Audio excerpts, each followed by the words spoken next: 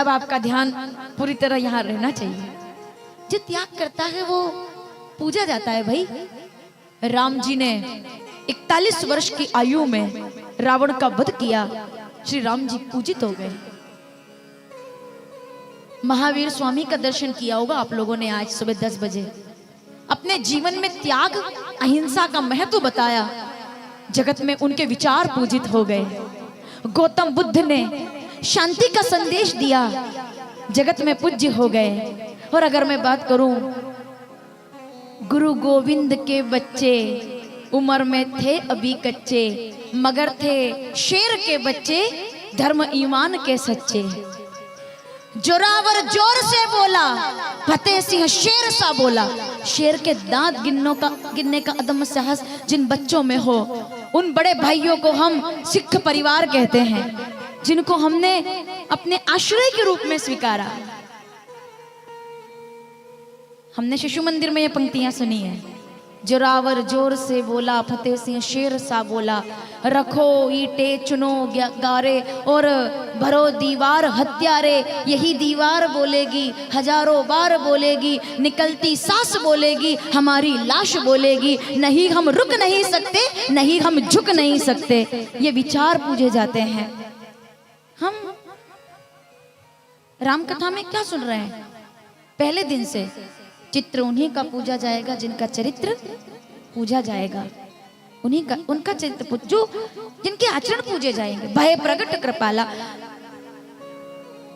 माता कौशल्या के सामने प्रकट हो गए भगवान, बालक रूप में आए। राजा दशरथ ने कल यज्ञ किया था, आप लोग जानते हैं।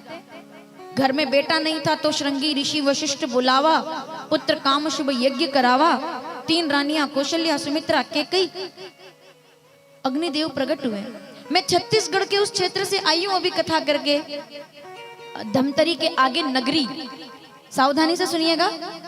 सांकरा में हमारी शिव पुराण कथा थी अभी इसके पहले। मैं श्रृंगी ऋषि के उस आश्रम को दर्शन करके आई हूं जहां से पायस प्रकट हुआ था और 3 रानियों को प्रदान किया गया था। 500 सीढ़ियां चढ़ करके ऊपर जाना पड़ता है, एकदम सीधे। और वहां से महानदी, जो छत्तीसगढ़ की नदी है, महानदी का उद्गम है और श्रृंगी ऋषि के ध्यान का केंद्र है वो, जहां से पायस प्रकट हुआ। 3 रानियों ने धारण किया। मंदिर मह सब राजा रानी, शोभाशील तेज की खानी। और नवमी तिथि कृष्ण पक्ष, ये अभी की बात चल रही है। और माघ मास, नागदा की भूमि पर भगवान प्रकट हो गए, राम प्रकट हो गए। बस पक्ष का फर्क पड़ा है, मास का फर्क पड़ा है, बाकी तो भगवान वही आए। माता कौशल्या ने दर्शन किया। एक बड़ा अच्छा प्रसंग है, आप लोगों के बीच में रखना चाहती हूँ, सावधानी से सुनिएगा। राजा दशरथ ने सुना मेरे घर बेटा हुआ है तो सब बधाई देने लगे। और जैसे ही भगवान को देखा मगन हो गए राजा। बाबा क्या कहते हैं?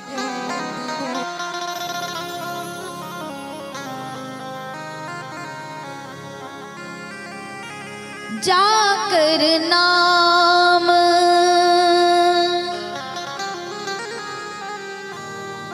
जिनका नाम सुनने से मंगल मंगल होता है, मेरे घर ऐसा बेटा आया है। तो वशिष्ठ जी मिल गए। आपने अब तक जो भी सुना है बहुत प्रेम से सुना है।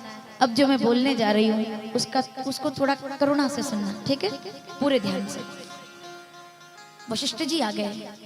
बधाई हो राजा, आपके घर बेटे हुए हैं। राजा दशरथ कहते हैं बात ये नहीं है कि मेरे घर बेटा हुआ है, बात तो ये है कि जैसा मांगा था वैसा ही बेटा हुआ है। मैंने कैसा मांगा था, मैंने क्या चाहा था। तो वशिष्ठ जी पूछते हैं कैसा बेटा मांगा था और क्या चाहा था?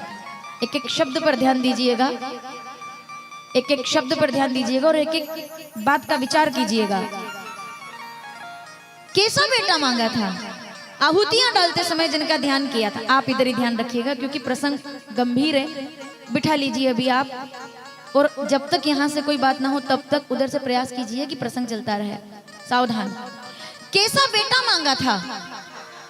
आप मुझे बताइए, दशरथ जी ने कैसा बेटा मांगा होगा?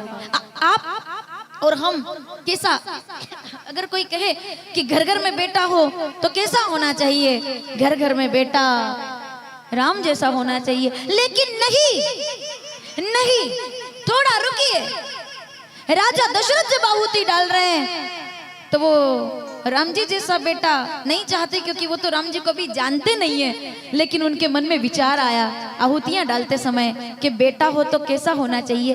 ये प्रैक्टिकल बात नहीं है कि वो राम जी जैसा बेटा चाहते हैं, क्योंकि जो राम जी को भी जानते ही नहीं वो राम जी जैसा बेटा कैसे चाह सकते हैं। भाई कुछ तो सोचा होगा कि कैसा बेटा होना चाहिए। तब राजा दशरथ ने आहुतियां डालते समय किसी की याद आ गई, कैसा बेटा होना चाहिए। राम जैसा बेटा तो घर घर में होना मुश्किल है, लेकिन राजा दशरथ कहते हैं मेरे आंगन में बेटा हो, मैं एक शब्द बोलूंगी और पूरे पंडाल को नाम याद आएगा। मेरे घर में बेटा हो तो आहुतियां डालते समय याद आ गया शब्द भेदी बाण। मैं अगर नाम भूल गई हूं तो आप मुझे याद दिलाना, लेकिन आखिर में राजा दशरथ को कोई याद आ गया, वो ब्राह्मण कुमार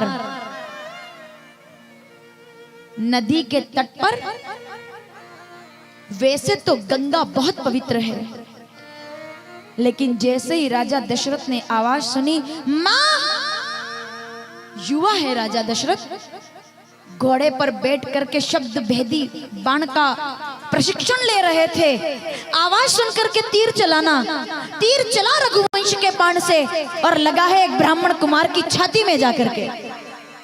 और वो बालक चिल्लाया, जिसको हिरण समझा था, वो चिल्लाया मां।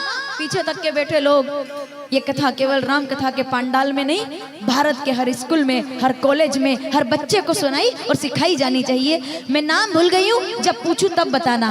मां। राजा दशरथ के पैरों तले जमीन खिसक गई, मतलब मेरा तीर किसी इंसान को लग गया है। दौड़ करके गए, अभी तक तो केवल जमीन खिसकी थी, अब तो चक्रवर्ती सम्राट को पसीना आ गया देखकर, भय से कांप गए। जो राजा किसी से नहीं डरते वो क्या देखकर डर गए। अपना तीर जिसकी छाती में लगा है उसके कंधे पर जनेऊ पड़ा हुआ है, मतलब ये ब्राह्मण है। और क्षत्रिय तो ब्राह्मण की रक्षा करते हैं, उनके प्राण। ये मैंने क्या किया, समझ रहे हैं आप? आंखों में आंसू आ गए, दौड़ करके आए। हे ब्राह्मण कुमार, ब्राह्मण हैं आप?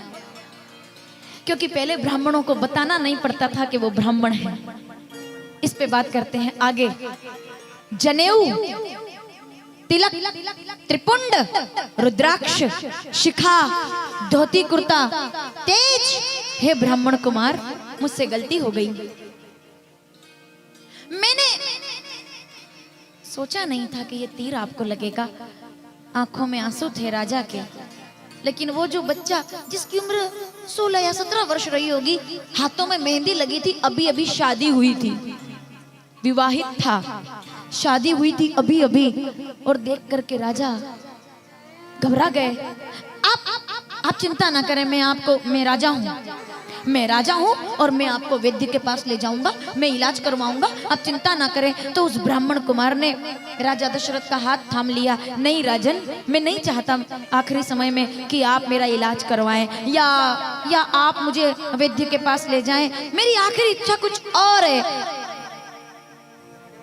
इस सनातन का वास्तविक इतिहास सुनिएगा, पीछे तक के बैठे लोग, मेरी इच्छा कुछ और है।